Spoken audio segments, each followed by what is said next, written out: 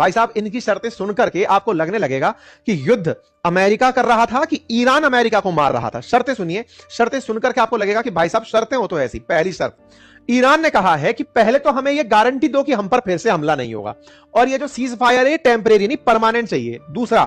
दूसरा कहा गया कि यूएस के जितने भी मिलिट्री बेस हैं वेस्ट एशिया के अंदर, चाहे यूएई हो, चाहे दुबई, ये आपका कतर हो, चाहे सऊदी हो, बोले सबकी सब बंद करोगे। दूसरा पॉइंट ये दो।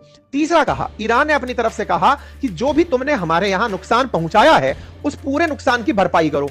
चौथा कहा है कि अभी जो युद्ध चल रहा है रीजनल लेवल पर, इसको पूरी तरह खत्म करो और इसे मतलब इस तरह से खत्म करो कि अब आगे ये रीजनल वॉर नहीं रहेगा। साथ ही साथ में एक ऐसा लीगल स्ट्रक्चर बनाओ जो स्ट्रेट ऑफ हॉर्मुज को चालू रखने में मदद करे, लेकिन ईरान उसमें सुप्रीम हो।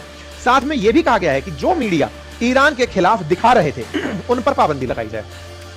आप पूछेंगे कि इतनी बड़ी बड़ी जो शर्तें रख दी इन्होंने, इनमें से तो अमेरिका को कुछ करना पड़ेगा, ऐसी शर्तें रख दी इन्होंने। ये तो कहा ही नहीं कि हम ये मानने को तैयार हैं। बिल्कुल, ये शर्तें जो आई हैं ये कोई ऑफिशियल पेज के थ्रू नहीं आई हैं। अभी ईरान की सरकार ने पब्लिक के सामने ये नहीं कहा है। बिल्कुल वैसे ही जैसे अमेरिका की जो शर्तें हैं वो विटकॉफ और कुशनर के माध्यम से बाहर आती हैं, मीडिया के माध्यम से बाहर आती हैं, ऐसे ही ये खबरें भी लेबनान में बैठे हिजबुल्लाह के माध्यम से बाहर आई हैं। तो ऐसा क्यों हुआ?